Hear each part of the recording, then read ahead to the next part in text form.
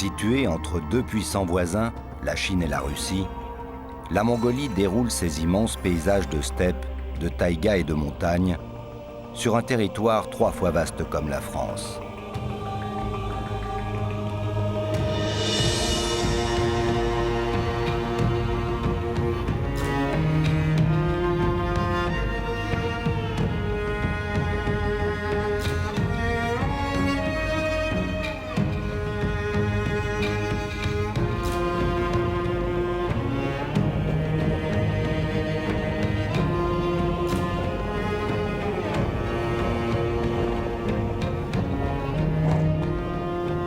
Pays continental à l'extrême, balayé par un vent glacial ou brûlant suivant les saisons, la Mongolie conquérante ou conquise selon son histoire cultive la solitude sous la brutalité de son climat.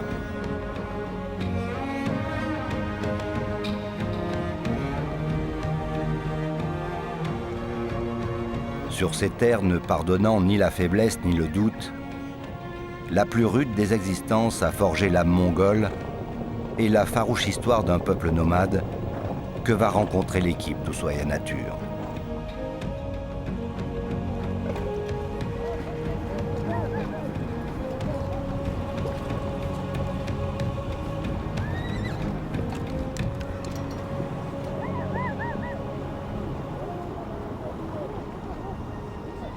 Tant de beauté et tant de pureté. C'est un peu comme si on faisait irruption au beau milieu d'un rêve, projeté par enchantement au pays des centaures. Ce peuple qui n'a comme seul territoire que l'espace et qui ne connaît comme seule frontière que l'horizon. Bonsoir, Ushuaïa Nature, au pays des cavaliers du vent, la Mongolie.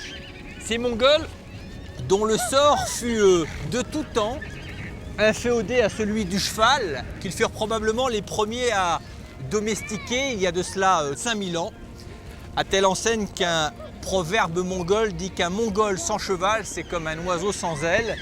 Et de fait, le cheval a probablement et très certainement participé à élever les Mongols à la dimension de l'espace qui les entoure. Le plus émouvant ici, c'est cette vallée de l'Orkhon qui se déroule là juste en bas. L'Orkhon, c'est ce fleuve dont les eaux iront rejoindre celles du lac Baïkal très loin d'ici, avant que d'aller se jeter dans l'océan Arctique à des milliers de kilomètres plus au nord. Et cette vallée, c'est un lieu fondamental dans l'histoire et la culture mongole. C'est le point d'émergence de tous les empires nomades. Et le plus fou, c'est que c'est très certainement tout près d'ici que le redoutable et légendaire Gengis Khan a rassemblé pour la première fois toutes les tribus qui lui étaient fidèles au XIIIe siècle pour aller fonder son empire d'un seul tenant, puisqu'il allait des rives du Pacifique à quasiment celles de la Méditerranée, de Pékin à la Sibérie. Et quand on prend conscience de cela, eh bien évidemment, ça donne à ces collines et à ces montagnes un tout autre relief et ça laisse un nouveau rêveur.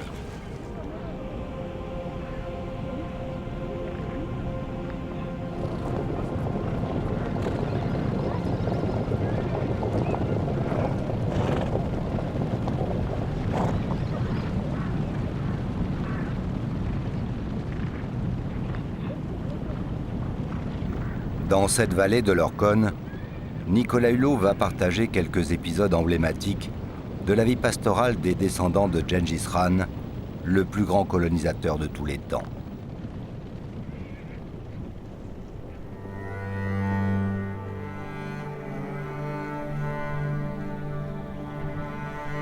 Plus tard, il remontera loin vers le nord, au pays des Tsatanes, des éleveurs-cueilleurs qui ont eux aussi su s'adapter et vivre en parfaite harmonie avec une nature sauvage et difficile.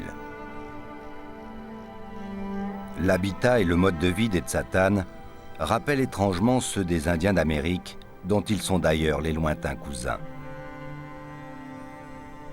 Voyageurs sans bagages, libres comme le vent balayant la taïga, ce peuple dont il reste tout au plus 300 représentants et tributaire de l'indispensable transhumance de ses reines.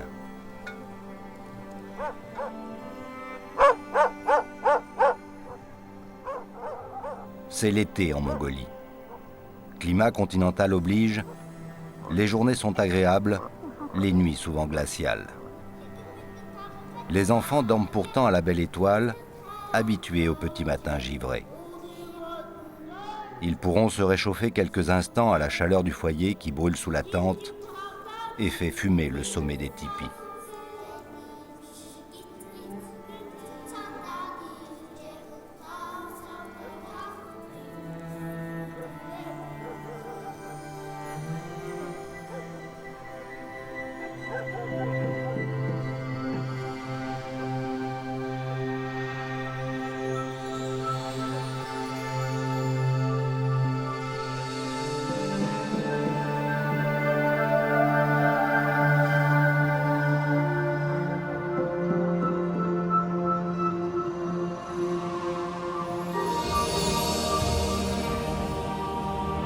Kilomètres plus au sud, les habitants des yourtes mongols, posés comme de blancs champignons dans la verdoyante vallée de l'Orkhon, se sont eux aussi éveillés avec les premières lueurs de l'aube.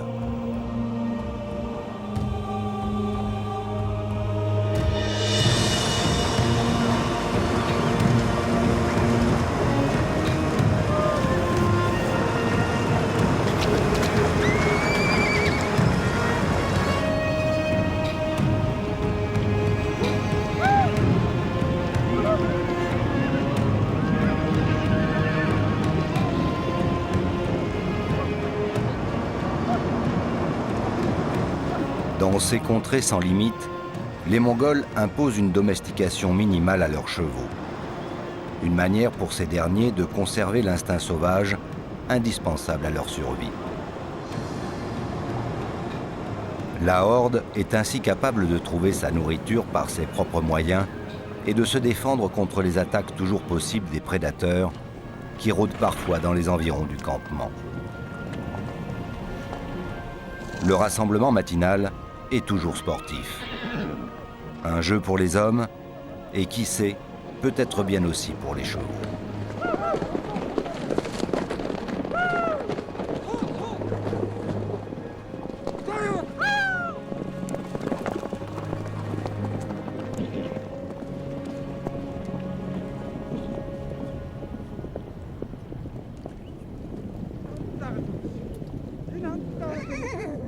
Son bras prolongé de l'urga, une lourde perche lasso utilisée depuis des temps immémoriaux par les cavaliers des steppes, cet homme tente de capturer l'un de ces animaux semi-sauvages.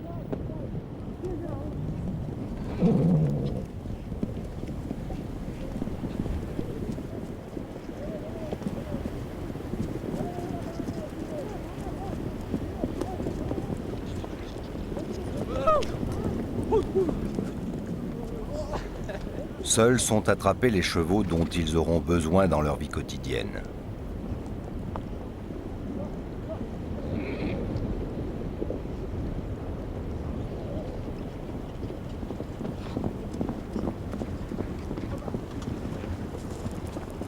Parmi le troupeau de 450 têtes que possèdent ces familles, certains chevaux sont particulièrement retors. Leur capture donne alors lieu à des cavalcades effrénées jusqu'aux portes des yourtes. Nicolas est impressionné par la maestria dont font preuve ces cavaliers pour dominer leur monture.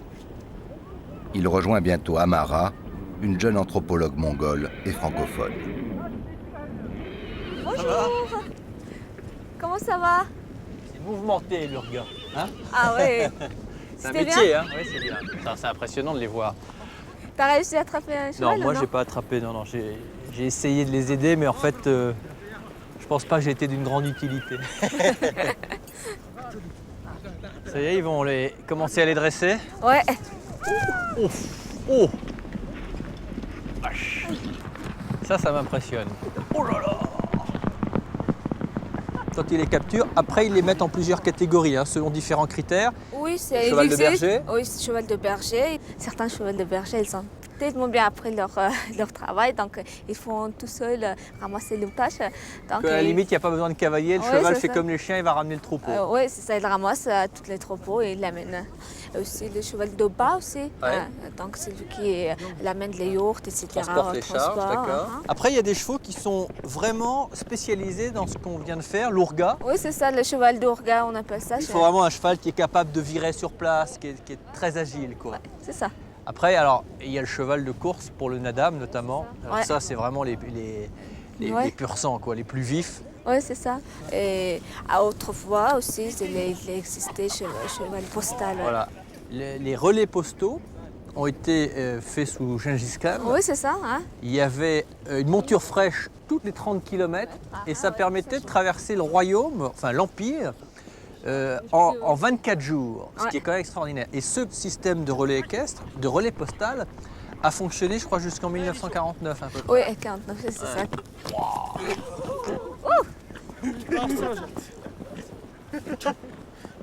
Pas de sel, il n'y a rien. Hein. Non. C'est incroyable.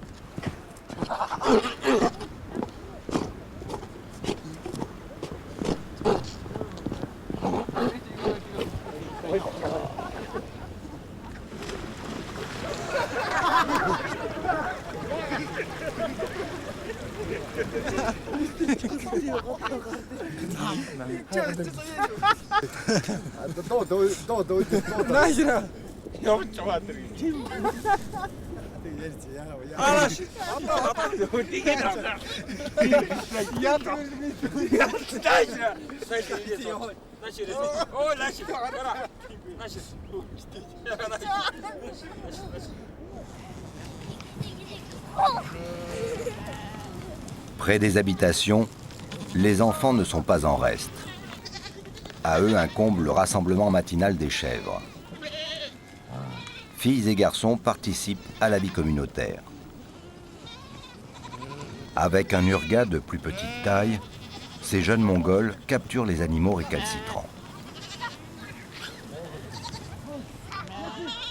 Toutes les chèvres sont attachées tête bêche lors des 2 traites quotidiennes.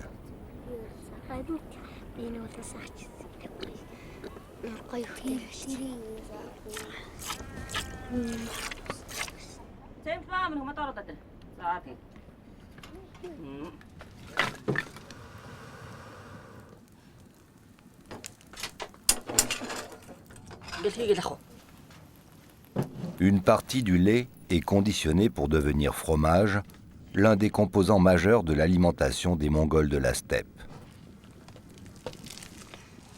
Suivant le procédé ancestral utilisé dans tous les pays du monde, le lait caillé est égoutté, puis placé dans un linge de coton pour être pressé. Enke aide volontiers sa mère, mais comme tous les enfants mongols, les courses de chevaux sont sa passion.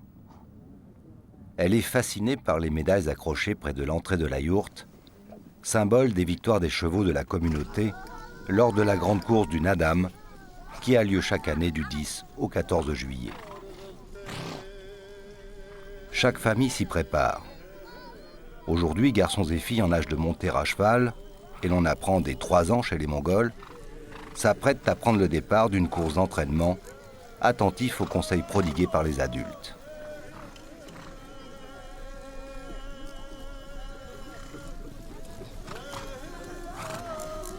Après avoir bu une gorgée d'aïrak, le lait de jument fermenté qui, dit-on, porte bonheur, rend les garçons forts et les filles jolies, les jeunes cavaliers font 3 fois le tour des anciens pour les honorer.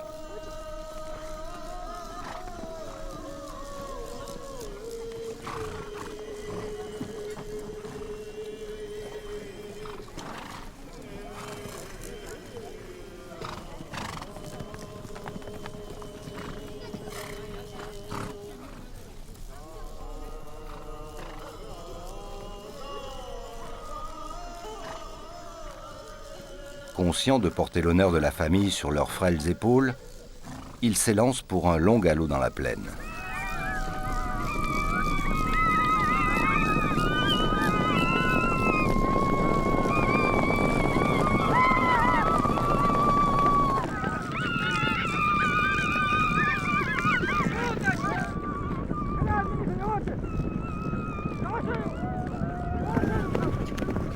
Aussi à l'aise sur leurs chevaux montés sellés ou accrus, avec ou sans étrier, les gamins de 5 à 10 ans réalisent leurs rêves.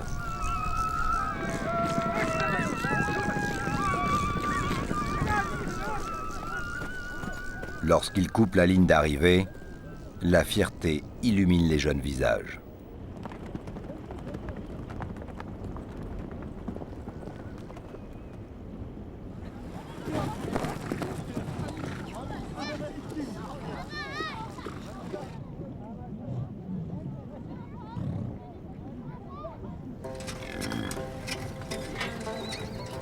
Quelques jours avant le 11 juillet, fête nationale commémorant la Révolution de 1921, tout le clan se déplace en direction de la ville de Morone pour participer au Nadam.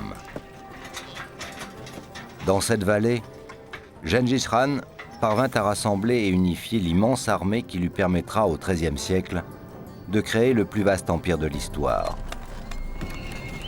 Elle comptait 100 000 hommes et jusqu'à 400 000 personnes, artisans, serviteurs et familles, l'accompagnaient dans ses campagnes. La colonne s'étirait alors sur 100 km.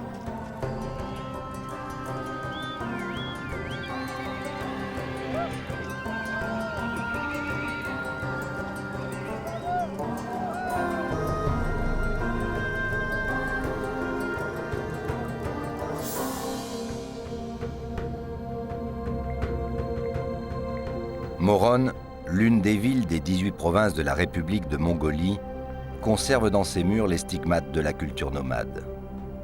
Les yourtes sont souvent érigées à proximité des appartements. En ce jour de fête nationale, les traditions sont à l'honneur.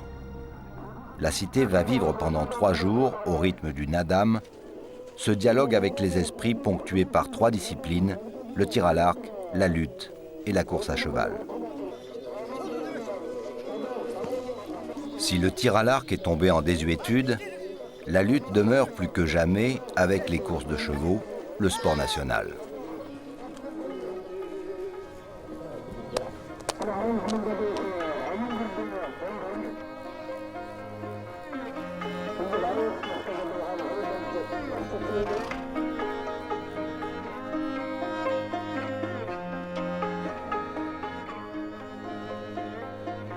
Vient l'heure de la course des chevaux. Les jeunes sont en habit traditionnel, le del, un vêtement unisexe en soie se boutonnant sur le côté, resserré à la taille par une ceinture haute.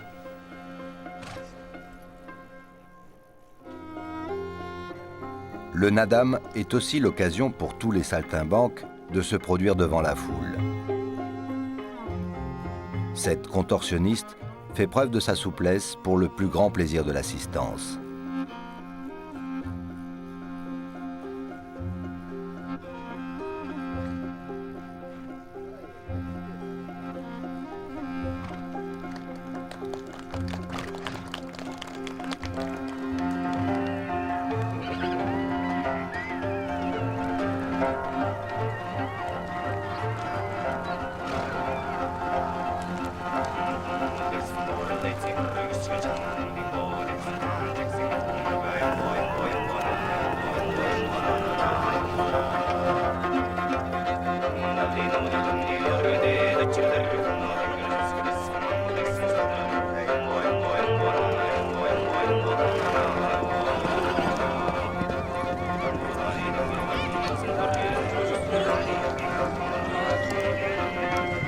La distance à parcourir est fonction de l'âge des animaux.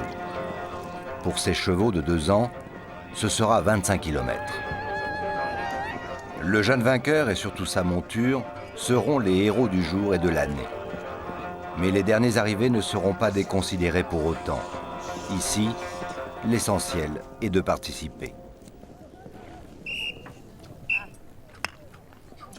Lors du Nadam, dans cette Mongolie où le cheval est tout un symbole, le polo tient évidemment une place importante dans les festivités. Ce sport exige une complicité parfaite entre le cavalier et sa monture.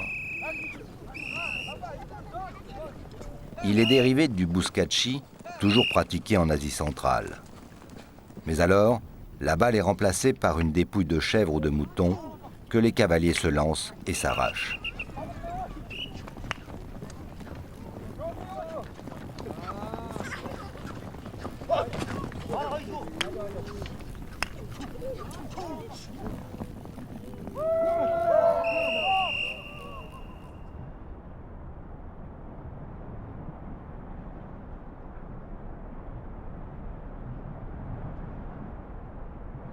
Les nomades mongols ont regagné la verdoyante vallée de l'Orkhon. Il leur faut à nouveau dresser la yourte.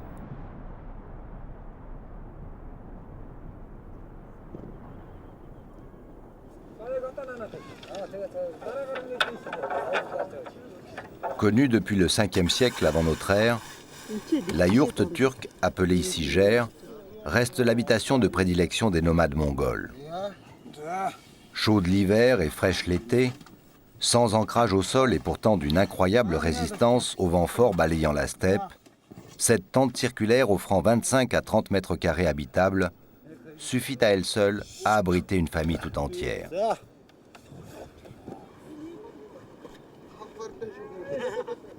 La structure en saule est recouverte de 150 à 200 kg d'épaisse toile de feutre parfaitement ajustée.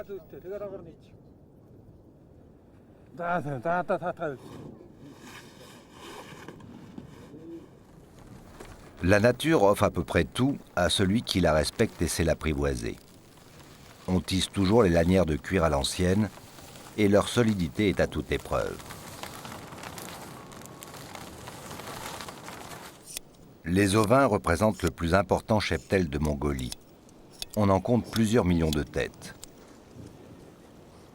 La tonte s'effectue à la fin du printemps ou en été pour permettre à l'animal de se refaire une fourrure avant que ne reviennent les grands froids. Étendue sur de grandes toiles cousues, la laine est étalée en plusieurs couches épaisses, puis soigneusement aérée avant d'être humidifiée.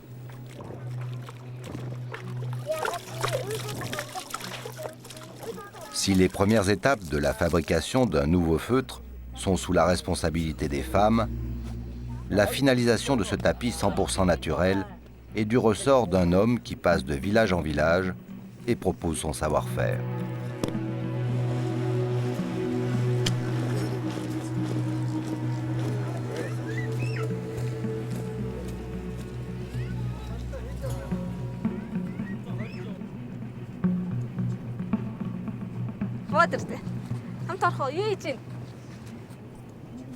De quel âge? Elle a 5 ans. Les enfants commencent à monter à quel âge ici? Oh, 3 ans. On va laisser ton cheval là. 자, 나셔. 유이진, 머리 사노. 하나 사노.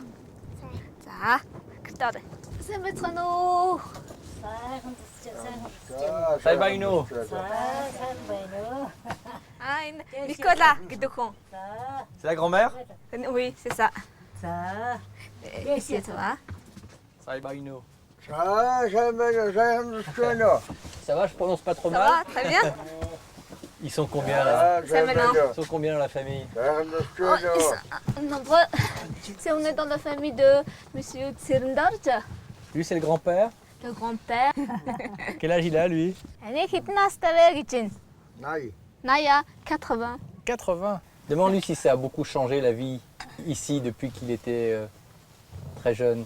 өвөө танай амьдрал ер нь таныг жоохон байснаас одоо хүртэл хэр зэрэг өөрчлөгдсөн бай гэж байна. их өөрчлөгдөөгүй. Их өөрчлөгдөөгүй. Тий.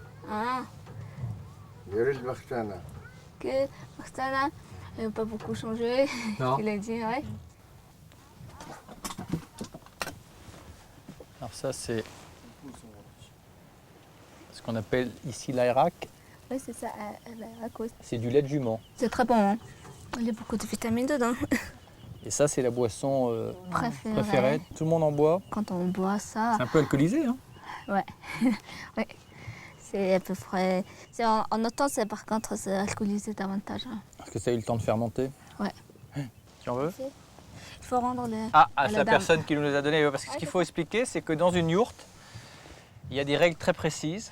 Oui. Que chaque objet et À sa chaque place. personne a une place très stricte. L'intérieur de la yourte est très organisé en fait. Le maître se met au nord, la porte est au sud. Les invités se mettent à à l'ouest. Et alors, je ne sais pas si c'est encore valable aujourd'hui, mais à l'époque de Gengis Khan, il y avait un code de bonne conduite à l'extérieur de la yourte et à l'intérieur de la yourte. Et il y avait certains interdits, s'ils étaient transgressés, qui pouvaient être punis à l'époque quasiment de la peine de mort. Par exemple, je sais qu'il était interdit d'arriver avec son cheval au galop jusqu'à la yourte, qu'on n'avait pas le droit de s'essuyer les pieds sur le seuil de la porte parce que c'était comme si on marchait sur l'esprit du lieu. Par exemple, à l'entrée de la yourte, on ne peut pas frapper de la porte de la yourte. Frapper, c'est donner le sentiment qu'on pourrait être refusé à l'intérieur, alors que l'hospitalité mongole, c'est que de toute façon, on est bien accueilli à l'intérieur. On garde le chapeau, donc si on enlève le chapeau, le maître de la maison soupçonne que tu vas dormir et passer une nuit chez lui. D'accord, ça veut dire qu'on s'installe. Oui, c'est ça. Alors, quand on est visiteur comme nous, on faut faire attention de ne pas faire des gaffes. Merci. Ah, être là.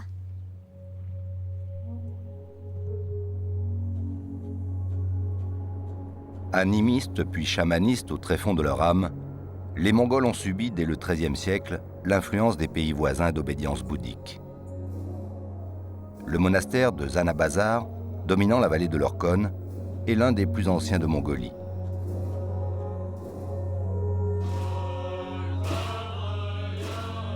D'innombrables offices règlent la vie quotidienne de la centaine de moines qui l'habitent.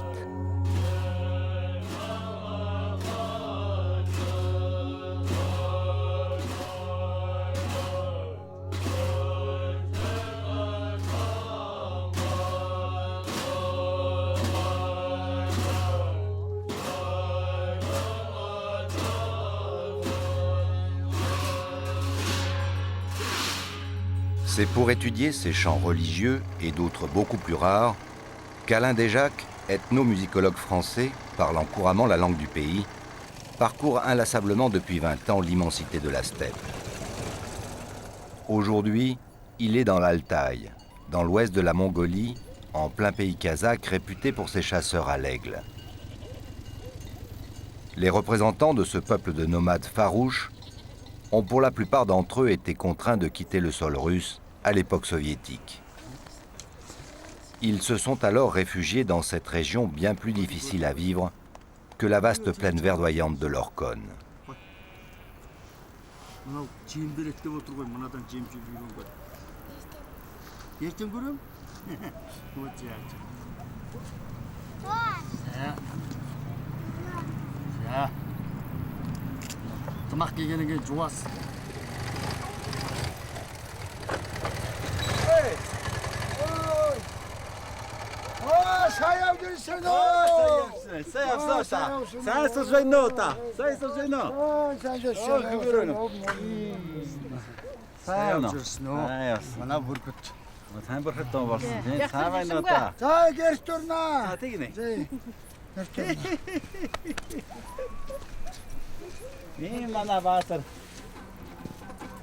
Өтірік пен ұрдықты жанастырған осы арақ, әке менен баланы алаш қылған осы арақ. Ақылынан адамды адастырған осы арақ. Біреу менен біреуді таластырған осы арақ.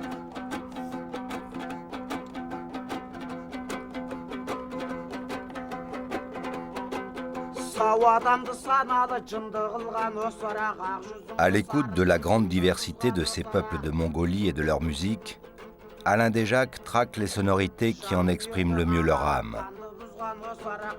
Ces travaux permettent de mettre en évidence et de comprendre l'importante place faite aux musiciens dans les différentes sociétés de cette région de l'Asie centrale.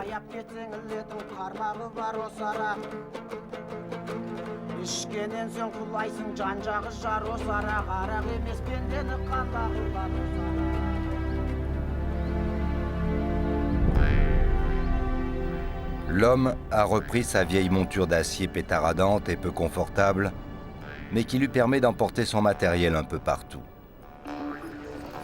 Il a cette fois mis le cap sur un petit village perdu des contreforts de l'Altaï. Il s'est trouvé là les interprètes d'un répertoire vocal particulièrement original.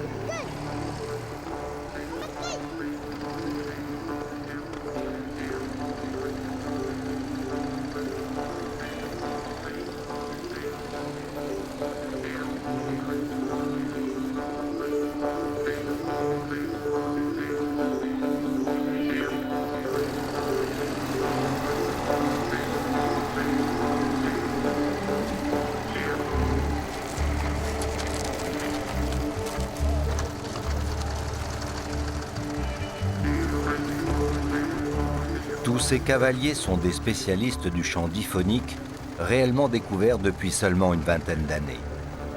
Ce chant, 2 notes simultanées produites par une seule voix, qui ne véhicule aucun texte, aucune parole, et plus exactement une technique vocale millénaire.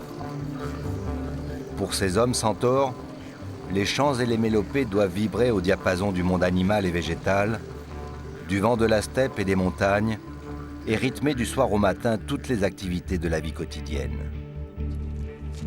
Pour atteindre les cieux et pouvoir communier avec eux, le chant diphonique doit s'exprimer dans un espace grandiose, chargé d'émotions, face à une nature intacte.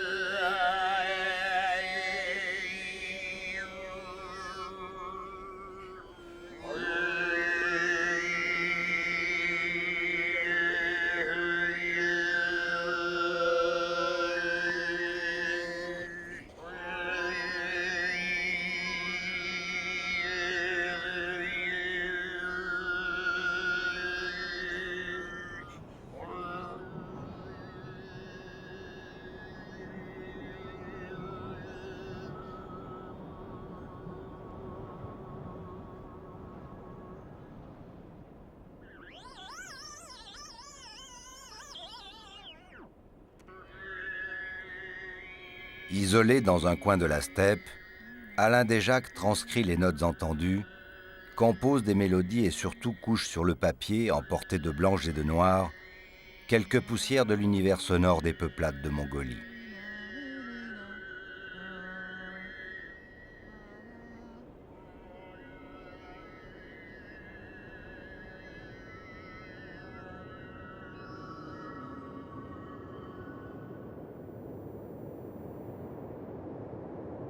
Alain Desjacques est reparti dans les immensités de ce pays dont il connaît et ressent les vibrations plus que quiconque.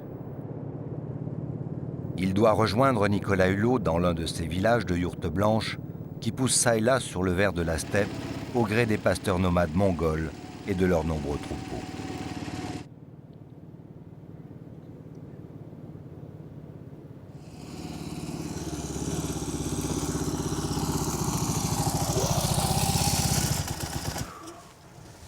Ça va? Bonjour, ça va? Regarde. Alors, c'est pas beau? c'est beau. Ça, c'est une véritable splendeur. Ça ressemble à ce qu'on appelle un des plus beaux matins du monde. Regarde ça. Chèvres, moutons, yaks, chevaux et chameaux de Bactriane, 5 museaux chauds comme les nomment les Mongols, composent leur cheptel. Les bêtes ne sont pas considérées comme quelque chose d'étranger, d'extérieur, seulement l'exploitation. Il y a une relation très proche entre les éleveurs et leurs animaux. Ils ont développé d'ailleurs un langage animal. Et cette relation, elle est exprimée par des huchements, qu'on appelle, c'est-à-dire des vocables qui sont utilisés pour chaque type d'animal. Mais nous, on a eu à peu près ce type de relation parce que l'expression hucher, ça vient de là, non? Bah bien sûr, c'est donc hucher, huchement. Elle peut faire On une peut lui demander, démonstration. bien sûr. Ah, ça manota. Ça mano. Mana uhir saklaginda dodlak yuhil degwe. Oh wow. Ça dakat sankhilere. Oh wow. Ah, ça sankhilere oda. Oda. Oh wow. Allah non no dakhiteta. Oh wow wow wow. Ça, C'est pour appeler les vaches et les yaks. À Hoinbol, les moutons. Voilà. Pour les chèvres, par exemple, Yamabol. Yama tutu. Et on a aussi pour les chevaux, Adovol. Ato kuri. ça regarde. Et les chevaux. Et les chameaux. Et les chameaux, Temevol. Tor. Qui veut dire? Ça veut dire, Ah. viens, venez. Les hommes de Mongolie possèdent un sens aigu de la vie des animaux. Domestiques et même sauvages, ils savent les approcher.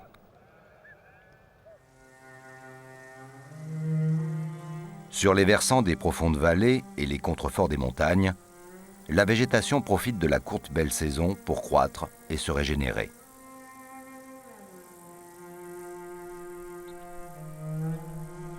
Éleveur mais aussi chasseur, cet homme est à la recherche d'un petit mammifère très méfiant, répandu dans tout le pays, apparu en Asie centrale il y a 60 millions d'années.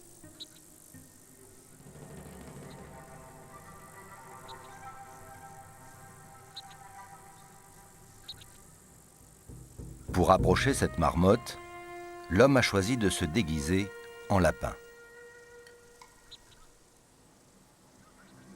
Revêtu d'une combinaison blanche, coiffé d'un bonnet à longues oreilles, l'homme utilise le relief pour tenter de réduire la distance le séparant du gros rongeur. Pour parfaire son costume et ajouter à sa pantomime, le lapin chasseur agite un plumeau qui ne manque pas d'attirer la curiosité maladive de la marmotte.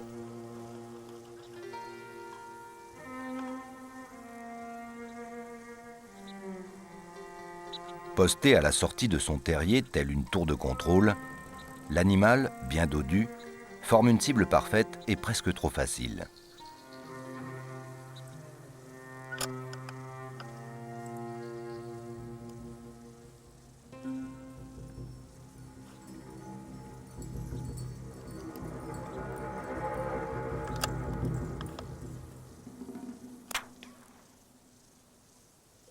Mais l'arme à un coup n'est heureusement pas un modèle de précision.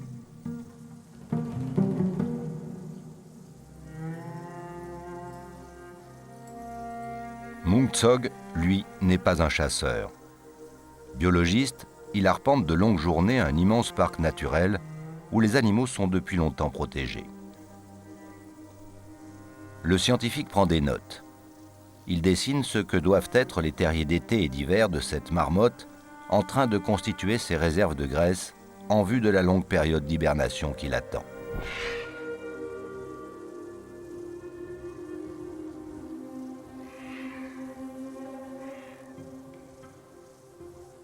Mung Tsog connaît parfaitement le bestiaire de la Mongolie. En fonction des saisons, il observe la faune sauvage qui s'y développe.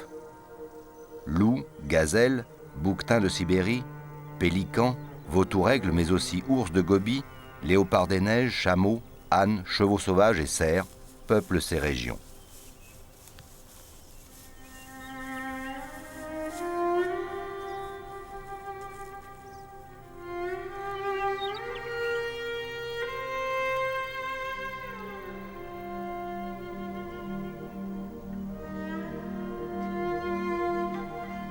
Le scientifique s'immobilise au sommet d'une colline.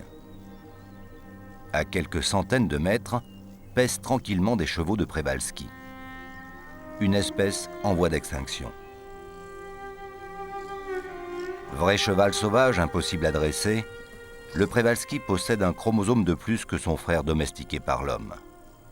C'est lui que l'on trouve stylisé sur les murs de Lascaux et de bien d'autres grottes d'Europe de l'Ouest occupées par nos lointains ancêtres. Non pourchassé par l'homme dans ce parc naturel, ce troupeau de Przewalski s'approche sans crainte du scientifique qui peut ainsi les étudier et noter leur comportement. Ces chevaux sauvages ont été élevés en semi-liberté dans les Cévennes avant d'être réintroduits en Mongolie, leur pays d'origine.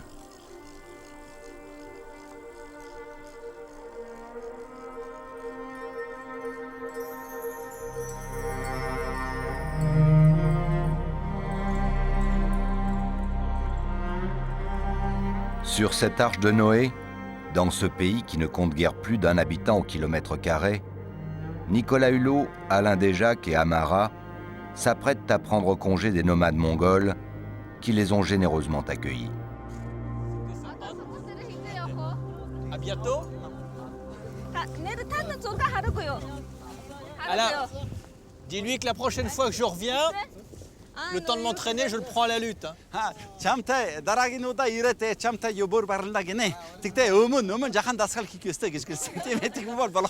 Pour l'instant, il me semble un peu trop fort.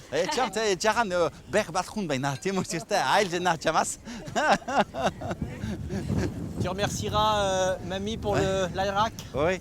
За эмээ танд баярлалаа. Сайхан аяараа хуусан чинь одоо тэгээ сайн баярлнаа гинэ. За баяртай. За баяр. Сайн сууж байгаарай. Баярлалаа. Dis que j'adorerais avoir une grand-mère comme ça. Oh, эмээ хүн юлсан яг эмээ данчиг нөгөө юу. Elle veut pas venir en France? За France руу хамчаар явах юм уу? Явна. Il veut y aller.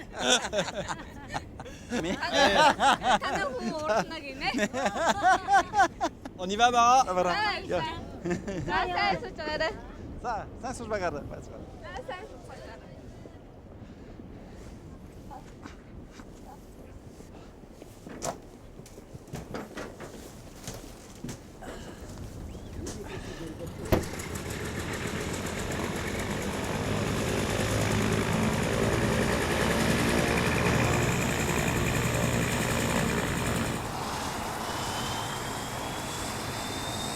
Il est parfois difficile d'abandonner des familles qui vous ont ouvert leur cœur et leur foyer, si modestes soient-ils.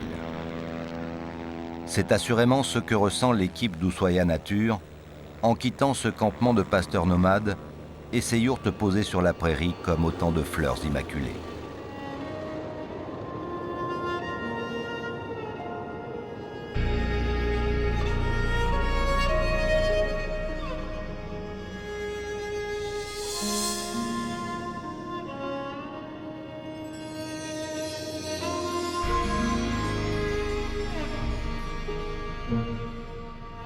Direction désormais l'extrême nord du pays, à la frontière sud de la Sibérie, où vivent les derniers Tsatanes dont le mode de vie n'est pas sans rappeler celui des Indiens d'Amérique, il y a plusieurs siècles.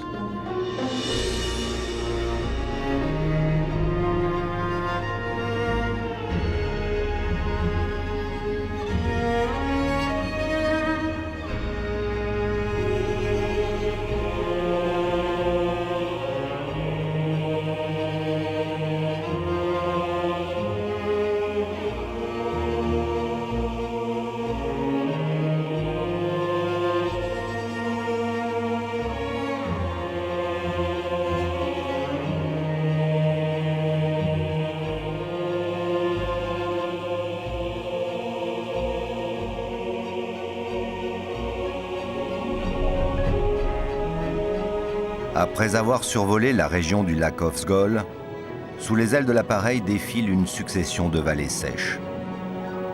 Les versants exposés au nord, plus humides, sont couverts par des tourbières et de la forêt. Ils sont le refuge des loups et des ours. Tandis que les versants exposés au sud sont secs et dénudés, simplement tapissés d'herbes rases. C'est l'une des plus remarquables oppositions climatiques, Adre-Ubak, pouvant être observée sur la Terre.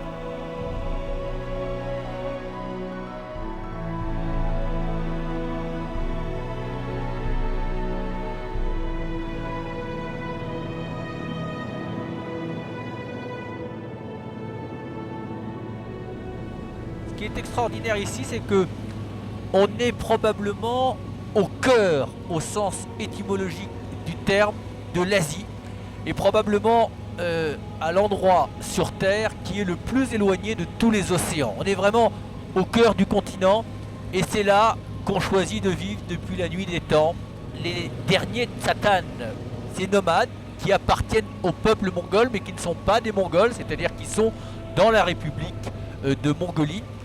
Et les Tsatanes, les quelques dizaines de Tsatanes qui restent dans cette région, ont probablement été épargnés de la sédentarisation par les aléas de l'histoire, et notamment lorsqu'il y a eu la révolution russe au début du XXe siècle, et que ce peuple-là a été confiné dans une république, la république de Touva.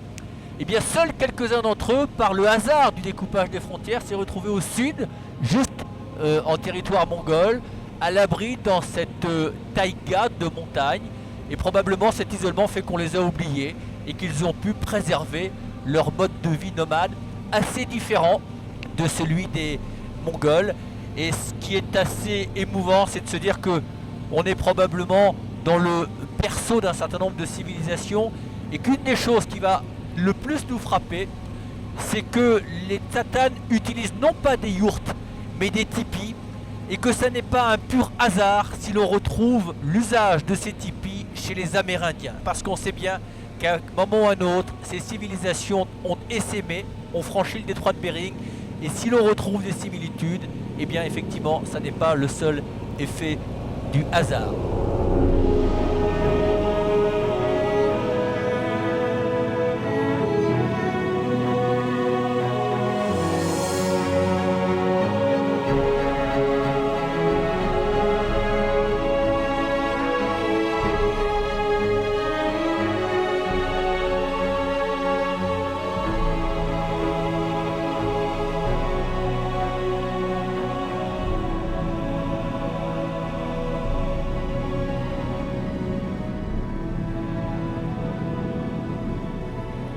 Combien il en reste de Tsatanes à peu près, on sait? Alors oui, il en reste à peu près 300, dont 200 vivent encore sous les tipis, ce qui représente au fond à peu près 40 tipis répartis en partie de l'ouest et partie de l'est du lac de Tsaganur, près duquel on va bientôt atterrir. Et donc nous allons essayer de rejoindre une grande partie donc, des Tsatanes, qui va correspondre à peu près à 20 tipis, c'est-à-dire au moins à la moitié de Tsatanes qui nomadisent encore. Il y a un tiers de Tsatanes qui sont descendus à Tsaganur et qui habitent dans le bâtiment en bois, etc. Mais il y en a encore quand même les 2 tiers qui sont en nomadisation, c'est-à-dire que c'est un chiffre qui n'a pas beaucoup bougé depuis les années 60, 50-60, on a fait des recensements. Ça veut dire que la population elle est stable malgré tout. Il faut bien réaliser une chose, c'est que les hommes et les femmes que nous allons rencontrer vraiment font figure de survivants de l'histoire. C'est une petite palette de l'humanité remarquable, exceptionnelle, et aussi un échantillon du nomadisme extraordinaire, car là on va voir la taïga sous son aspect, je dirais, le plus séduisant, mais il faut se projeter ici dans quelques semaines, quand les premières chutes de neige vont les isoler définitivement et lorsque le froid le plus rigoureux va s'abattre sur eux, et c'est là qu'ils prennent probablement tout leur éclat, car leur génie, c'est d'être capable de survivre, et la clé de cette survie, et bien justement, c'est le nomadisme, c'est être capable d'aller à l'endroit le mieux adapté pour que les troupeaux puissent être le mieux protégés, c'est d'utiliser la nature dans un rapport d'échange, d'équilibre, et non pas d'exploitation pure.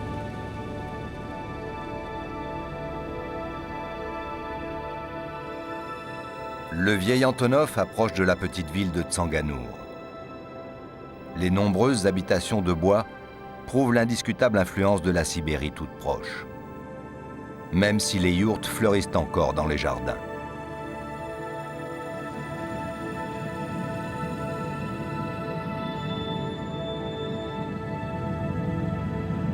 Attendus dès leur sortie de l'aéroport par une caravane de yaks et de chevaux, Nicolas, Alain Desjacques et Amara ont immédiatement pris le chemin du nord pour 2 jours de voyage à travers monts et forêts.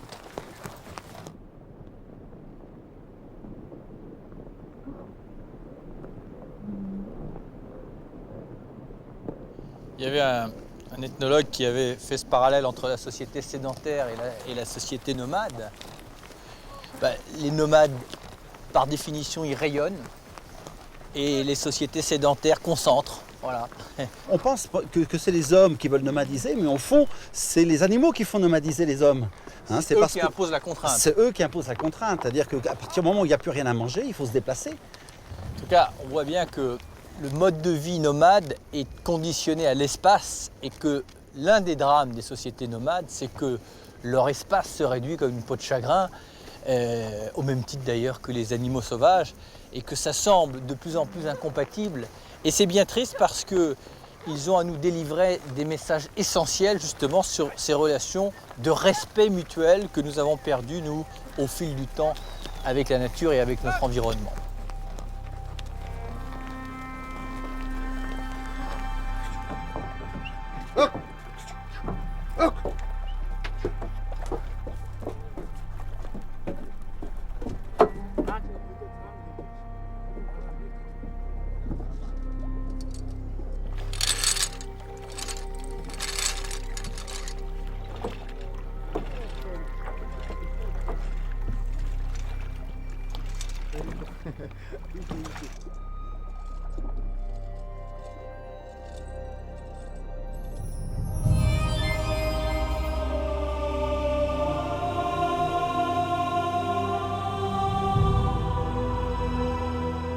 La caravane s'enfonce désormais dans l'immense taïga, qui représente à elle seule un quart des forêts de la planète et couvre 10% des terres émergées.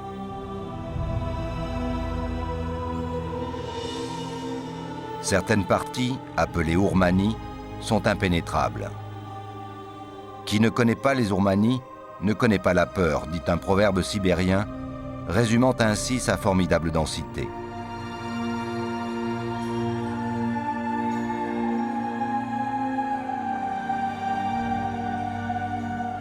Dans ces espaces où la nature est reine, vivent les derniers Tsatanes.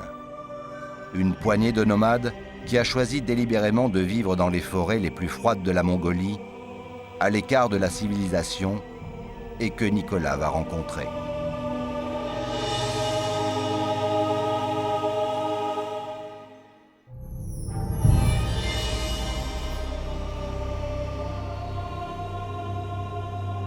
Après avoir partagé quelques moments forts de la vie des tribus de nomades mongols, dans l'immense vallée de l'Orkhon, Nicolas Hulot et l'équipe d'Ushuaïa Nature sont remontés tout au nord de la Mongolie, tout près de la frontière sibérienne. 2 jours de chevauchée dans la plus sud des taïgas, et la caravane va rencontrer quelques-uns des derniers Tsatanes, des chasseurs-cueilleurs devenus au fil des temps éleveurs de rennes, qui ont résisté jusqu'à aujourd'hui à toutes les tentatives de sédentarisation et de collectivisation.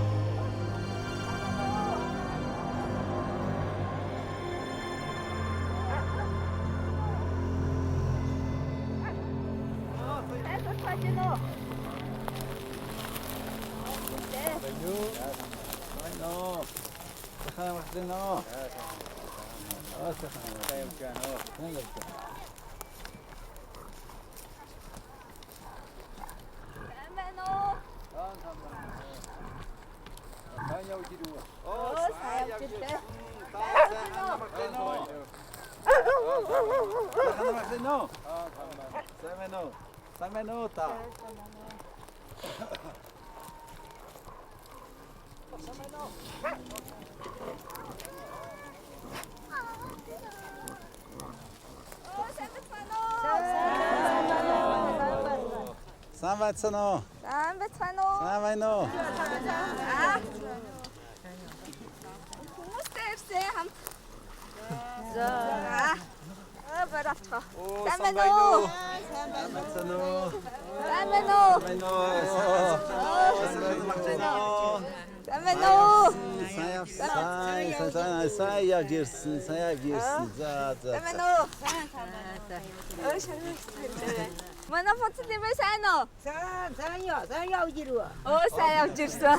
Tu les remercies de nous accueillir.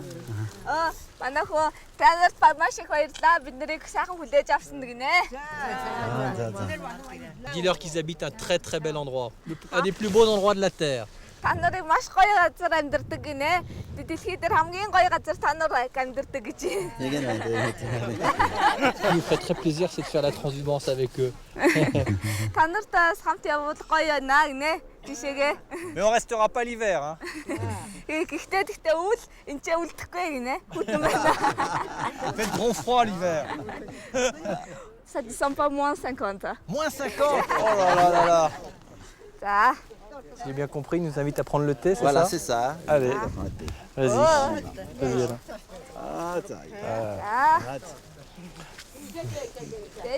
Bah, là.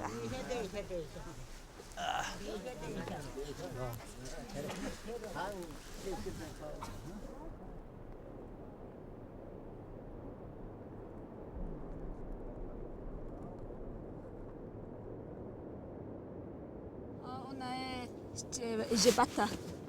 Jebata. Ah, Bayerla. Танаар Манай нэг юу хийгээд энийг нэр Никола гэдэг. Nicolas, Никола. Францаас ирсэн. Францаас ирсэн. est-ce qu'ils ont une idée d'où est la France? Танаар Франц хаана дэмэтгэв? Bayerla. Хаана Франц дэмэтгэв? Франц улс хаана дэмэтгэв? Мэдэхгүй. Мэдхгүй? C'est un tout petit pays. Франц болохоор маш жижигхэн улс. Монголоос 3 дахин бага. Жохон улс үү? Европ байдаг. C'est très bon. Цай гоё байна. C'est avec le lait du tsa. Des rennes. Ah, alors on est passé du lait de jument au lait de renne. Voilà. Et qu'est-ce qui leur manque le plus ici? Им хангим чотхал дото юмик юве. Хангим дото юм байвал танам талын дотор юве. Амьдралын дотор. Тий. Амьдралын дотор одоо Хамгийн Хангим хэрэгцээтэй хэрэгтэй юм бай хэрэгтэй юве. юу байна юм. Харин хэрэгтэй ярьдаар өгдлөө амраад гамдаг хэрэг. юу? Хамгийн хэрэгтэй яаж байна. Бид хоёр яарсан баггүй замаар. Тий. Est-ce que ça veut dire qu'il leur manque rien? Si. C'est pas ça, c'est que la question, elle est bizarre quand même, parce qu'en fait, ils s'autosuffisent. Donc là, on partirait, nous, de l'esprit d'un manque, alors qu'eux ne le perçoivent pas forcément. Donc il faut qu'on essaye un peu de les guider par rapport à, justement, à la pérennité de leur vie. C'est Ouais, ça. ma question, elle est déplacée dans leur mode de culture. Ah oui, c'est un petit peu bizarre, Ouais, quoi. ouais. Hein, c'est comme si, on se suffit, on a nos rênes, on est content, et tout d'un coup, il faudrait dire qu'il nous manque. Alors, soit tout, soit rien. Bayerla, Bayerla. on est très bien avec vous. Voilà.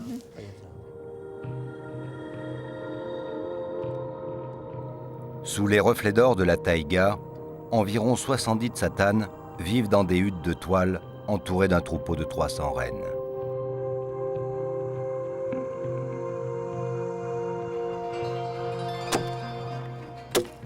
Cette ethnie d'origine turque, issue de la région russe de Touva, a été officiellement reconnue minorité ethnique de citoyenneté mongole en 1956. Seulement 182 individus, hommes, femmes et enfants, sont encore nomades aujourd'hui et continuent à vivre selon le mode traditionnel. Le renne, tsan en langue mongole, est la raison et le gage de leur existence simple, rude et tout entière tournée vers la nature. Leurs animaux sont aussi le motif essentiel et le moteur de leur déplacement dans la taïga en fonction des saisons.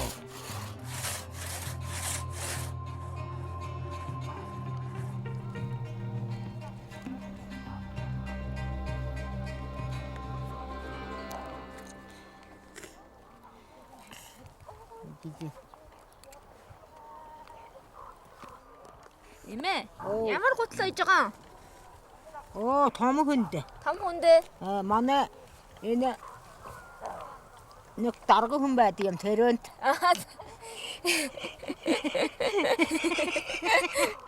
Тэгээ балгаш дотроо хэдийн янз байгаа юм? Балгаши дотроо.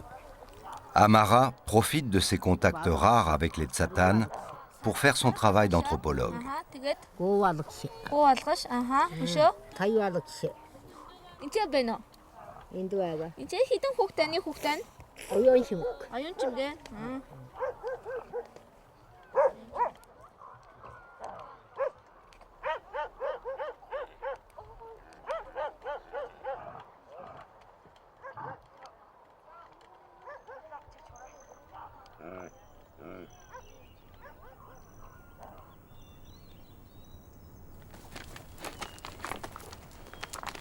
D'ordinaire, les rennes n'existent pas à cette latitude trop basse pour eux. Mais ici, le climat continental de l'extrême nord de la Mongolie et l'altitude justifient la présence de ces animaux à une latitude équivalente à celle du nord de la France.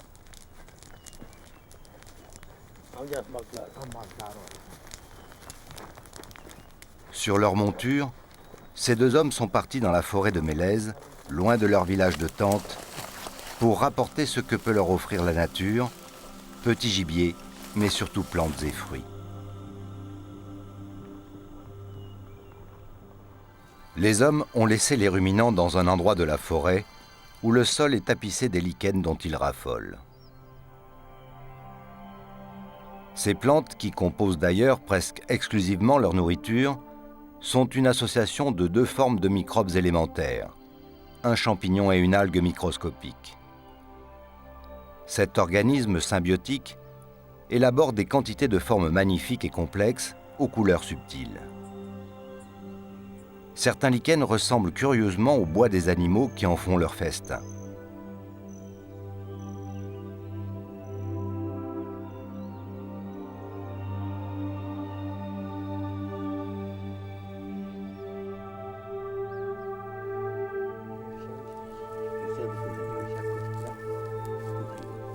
Pour leur part, les tsatanes ont trouvé des baies comestibles à l'apparence de groseilles sauvages qu'ils goûtent et ramèneront au village pour leur famille.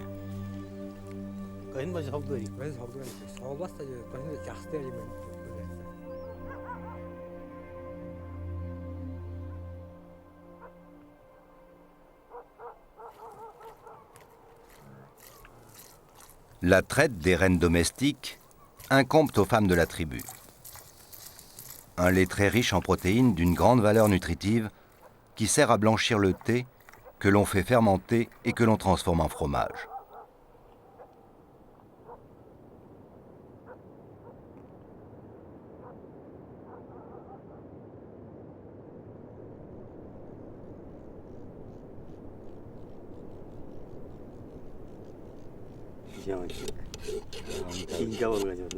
Si la chasse est restée prédominante jusqu'au début du XXe siècle, la prédation de certaines espèces est désormais interdite.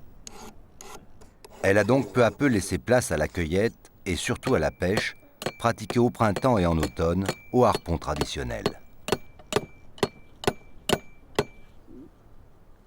Les hommes mettent un soin méticuleux à la fabrication de leur matériel de pêche.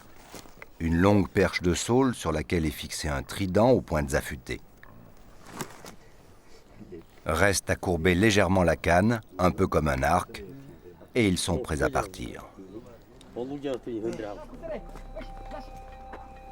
L'équipe d'Ushuaïa Nature a rejoint Nicolas chez les tsatanes.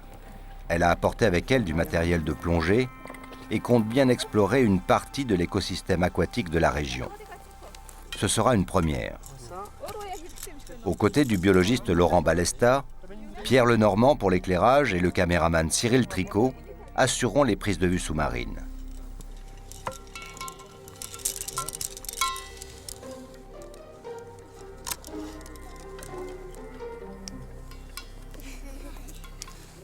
Tout le matériel est chargé sur les rennes, non sans quelques difficultés.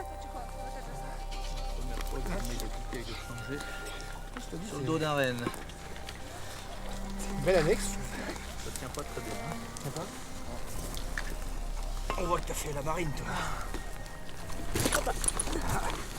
Ah, il y a reculette. Le masque à tricot, il oublie toujours Cyril pas. Ton masque. Oh la merde. Alors, attends. Là c'est équilibré. Passe l'autre côté là. Passe le bout de l'autre côté. Ce qu'il y a, c'est que ça, c'est pas tenu, hein, ça bascule. Je sais pas pourquoi il a pas fait celui-là. Attends. Faut se le faire. Pas les mêmes nœuds que chez nous. Non. Tu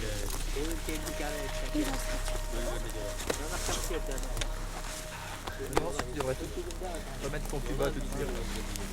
Si jamais le cheval s'arrête pas avant la flotte, on a tout intérêt à s'équiper tout de suite. On peut y aller. Au revoir, bonne plongée.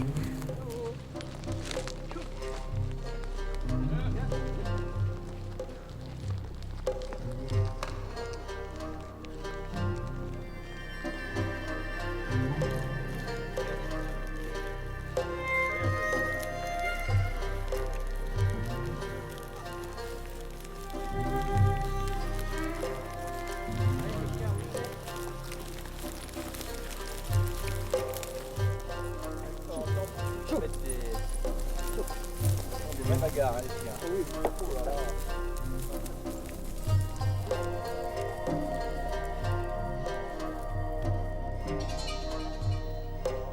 L'équipe avance au pas court et sautillant des animaux dont la hauteur au garrot varie entre 80 et 125 cm.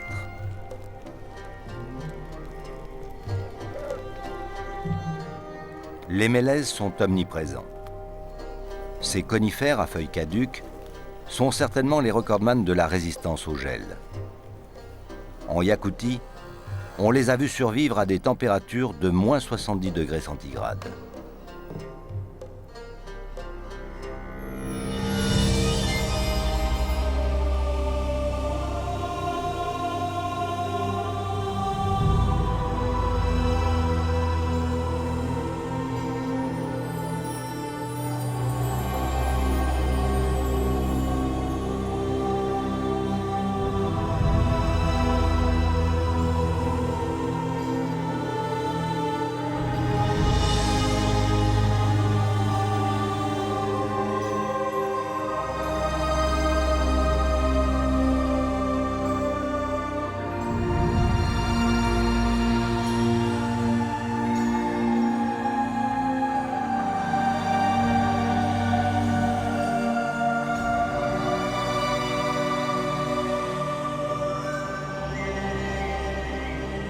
Si le célèbre désert de Gobi est d'une sécheresse extraordinaire, les montagnes du nord de la Mongolie, jouxtant la frontière sibérienne, sont elles gorgées d'eau douce d'une remarquable pureté.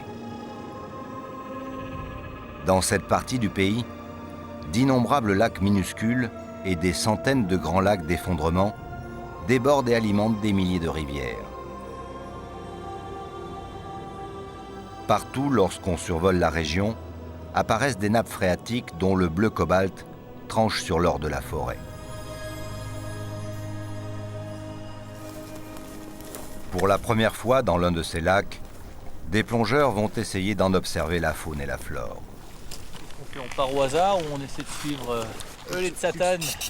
Finalement, c'est pas le même regard, mais ils disent qu'à l'embouchure ici, ils pêchent souvent. Poissons, ouais. Bon, maintenant, C'est surtout que c'est plus facile aussi pour eux de pêcher Là. à l'embouchure que plus au milieu du lac. Hein. ouais. On est dans des systèmes un peu fermés. Hein. On peut guère être plus loin d'un océan qu'ici au cœur de la Mongolie.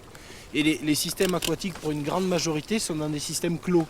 C'est-à-dire que c'est des systèmes aquatiques endoériques. On part d'un lac, il y a une rivière et qui, le plus souvent, va se perdre dans une plaine ou dans un autre lac. Voilà. Ils ne rejoignent jamais la mer. On ne va pas avoir plein d'espèces de poissons différentes. Par contre, les quelques espèces qu'on risque de rencontrer ont vraiment des particularités. Même si ce n'est pas encore, peut-être pour la plupart des espèces vraiment endémiques, ce sont déjà des variétés locales reconnaissables. L'ombre arctique, qui risque d'abonder dans la rivière en contrebas, les grandes truites aussi. Enfin, d'une manière générale, c'est les salmonidés, hein, la grande famille des salmonidés, truites, saumons, etc., qu'on va retrouver ici.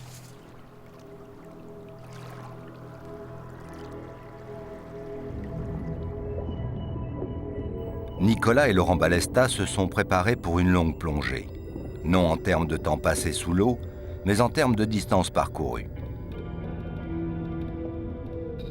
Partis de ce lac d'altitude vaste et relativement peu profond, ils se laisseront porter par le courant jusqu'à son déversoir, avec l'espoir de rencontrer l'un des plus gros poissons d'eau douce du monde, le taimen, un redoutable salmonidé pouvant atteindre plus de 1,50 m, mais très difficile à approcher.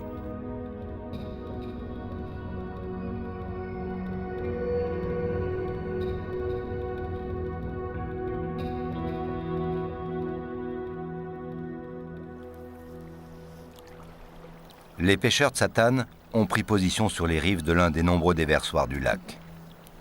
Les étranges cannes à pêche plongent dans le courant et les eaux peu profondes.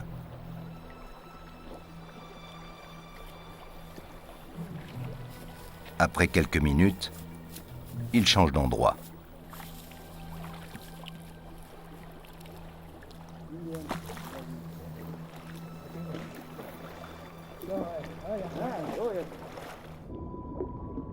La truite lénoque peut atteindre la respectable taille de 70 cm pour un poids de 7 kg. Insectivore, sa vue est essentielle pour distinguer les larves dans le courant et cibler à la perfection les insectes volants à travers la surface. Ce superbe poisson évite les courants trop rapides. Il préfère les eaux moyennement calmes où il peut trouver sa nourriture et s'oxygéner sans dépenser trop d'énergie.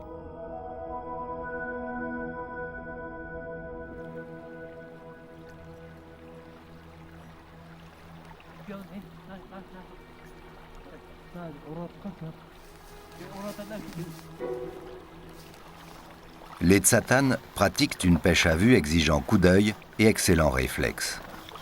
Il leur faut attendre que le poisson passe dans l'axe du trident fixé à la canne. Ils la ramènent alors vers eux d'un coup sec, et si tout se passe bien, le poisson est piégé.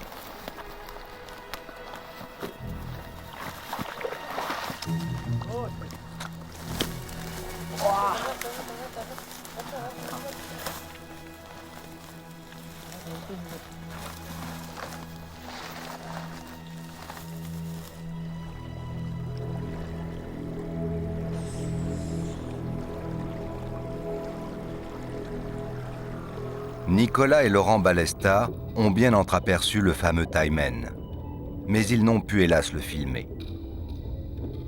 Il progresse désormais vers l'aval dans 50 cm d'eau glaciale et l'un de ces innombrables ruisseaux qui se perdra peut-être dans la vallée sans jamais aller grossir le fleuve Yenisei, ni rejoindre avec lui tout au nord l'océan glacial arctique.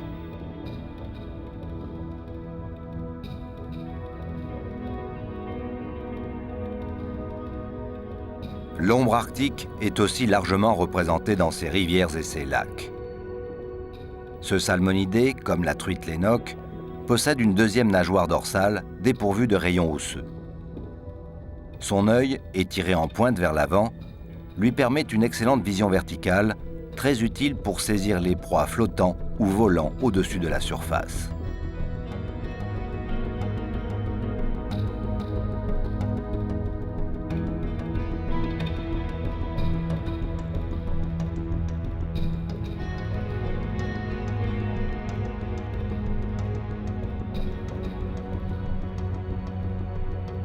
Un fond de gravier ou de sable et surtout une très importante oxygénation de l'eau sont indispensables à sa survie.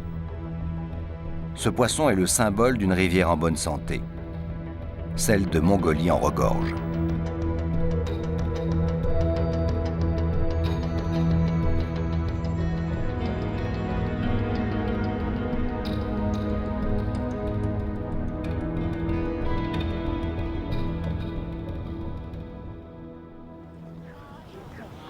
C'est la fin du mois d'août au pays des tsatanes. Tous les enfants en âge d'être scolarisés ont passé l'été avec leurs parents. Avant de repartir à l'internat de Tsanganour, les jeunes et les adolescents vont participer à une course de rennes très disputée.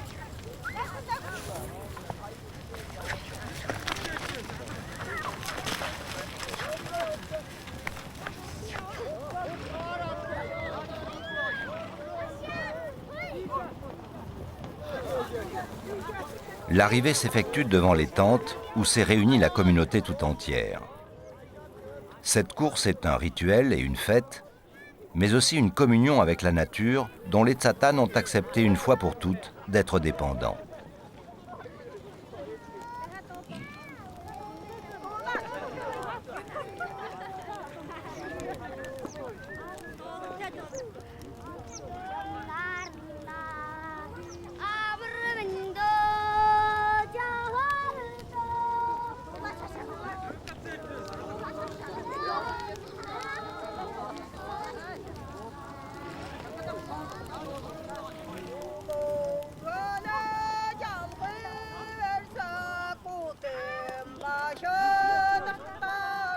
Cette femme est la chamane de la petite communauté.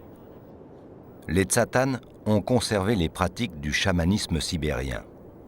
Loin d'être un folklore, celles-ci revêtent au contraire une importance fondamentale pour ce peuple autochtone.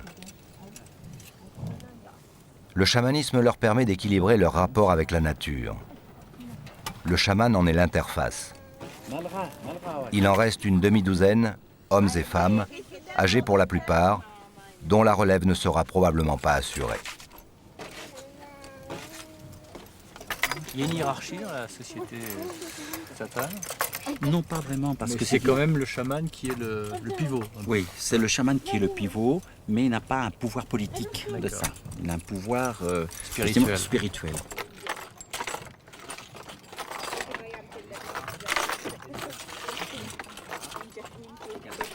La séance chamanique commence au son lancinant d'un tambour dont on a, par le feu, purifié la peau. Il est le véhicule sacré qui va aider l'âme du chaman à voyager dans le monde surnaturel, ciel ou enfer. Son costume est lui aussi purifié par les flammes.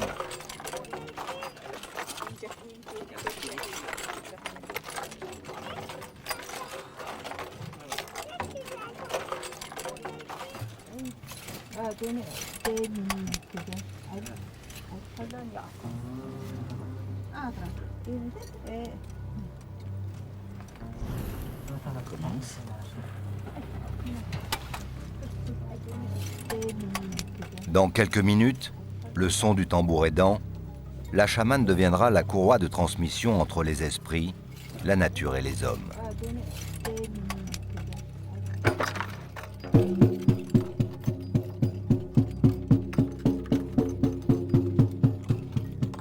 Le but recherché de ces séances est d'obtenir un retour à un bon fonctionnement de l'ordre des choses dans la société perturbée par l'intervention néfaste de mauvais esprits. Ce peut être aussi la demande d'une guérison magique. Mais ce soir, c'est pour obtenir la bienveillance des forces surnaturelles lors de la prochaine transhumance.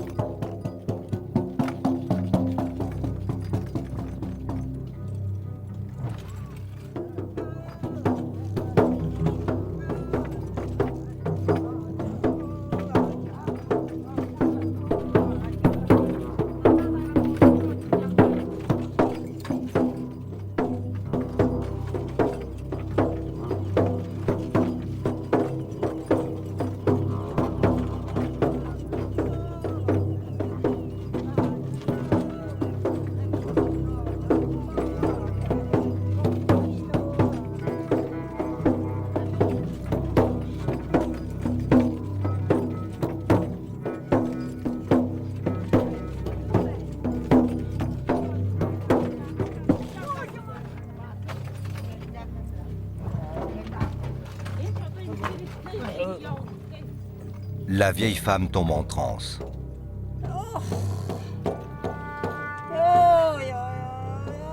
Allongée sur le sol, on lui tamponne le cou et le visage avec du lait de renne sacré.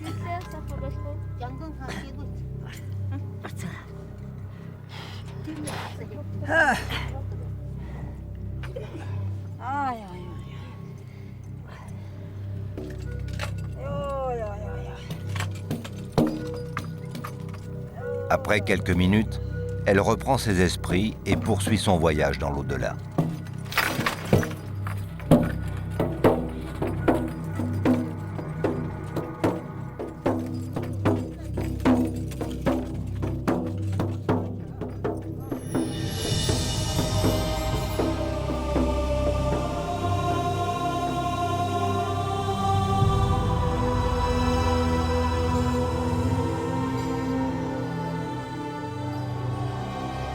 L'automne poursuit son œuvre sur l'immense taïga, saupoudrant chaque jour un peu plus de son or les paysages grandioses.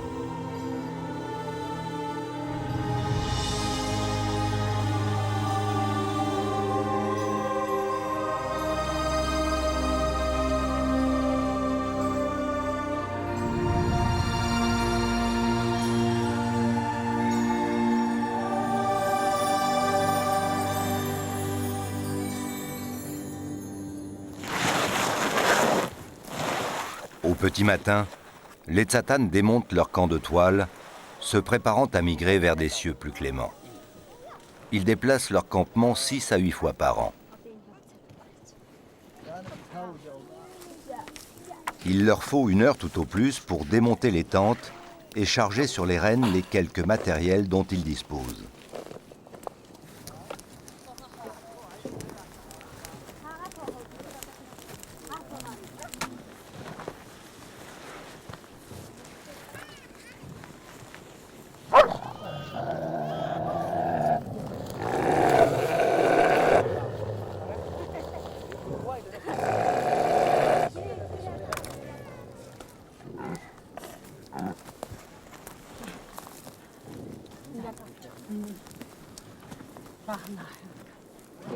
Le poêle à bois est certainement, avec la toile des tentes, le principal viatique des nomades satanes, avec leurs rennes bien sûr. Ces derniers sont leur unique bien et leur raison de mener cette vie belle mais difficile dans l'une des plus sauvages régions du monde. Le camp peut être levé. Les tout jeunes enfants sont emmitouflés et installés sur les rennes.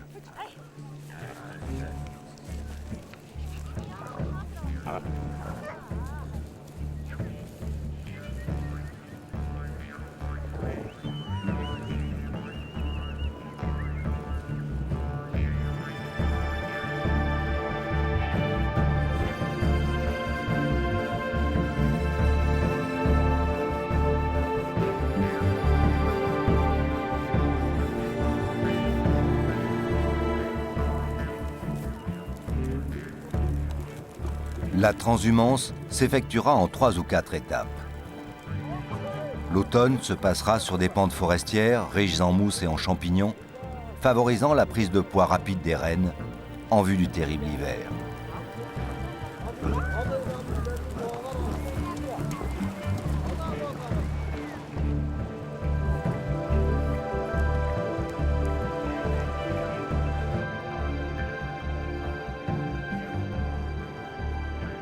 La rivière zébrant l'immense plaine reste le dernier obstacle à franchir avec précaution avant d'atteindre les pâturages de l'automne.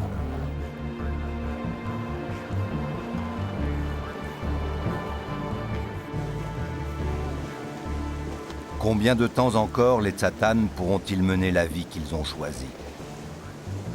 Leurs derniers représentants ne laisseront pas plus de traces de leur passage sur Terre que n'en ont laissé leurs ancêtres. Derrière eux, ni édifice, ni richesse accumulée. Leur seul souci est de transmettre ce dont ils ont eux-mêmes hérité, la taïga, les rivières d'eau pure, les rennes, la nature et la vie.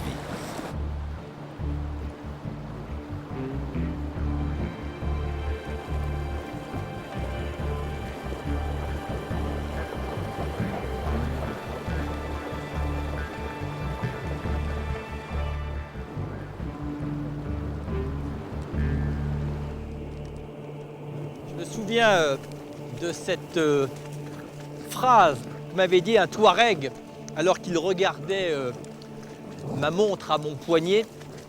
Il m'avait dit « Vous, en parlant des Occidentaux, vous avez l'heure, mais nous avons le temps. » Et je trouve que cette formule splendide va bien ici et maintenant avec ces hommes et ces femmes qui définitivement ont une toute autre relation avec l'espace et le temps que la nôtre.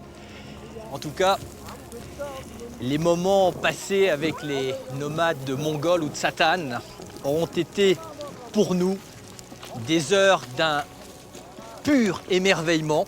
Je crois que rarement communauté humaine nous aura à ce point bouleversés, sans doute parce que cette force magnifique qui les anime pour faire face à la nature et s'en accommoder est quelque chose d'extraordinaire. Et cette nature qui pourtant est loin d'être enchanteresse. D'ailleurs, je me demande combien d'entre nous résisteraient ne serait-ce que quelques heures à la froidure de l'hiver. Cette nature que ces nomades ne maîtrisent pas et prétendent pas la maîtriser, juste l'utiliser sans jamais l'affecter ou la compromettre. Et d'ailleurs, ils ont fait de cette survivance un art qui, au fil du temps, s'est élevé au rang de culture. Puis quand on observe comme ça les Tsatanes ou les Mongols, enfin, tous les nomades en particulier, on est aussi touché par l'extrême vulnérabilité face à la puissance des influences ou des menaces extérieures qui n'ont rien de naturel.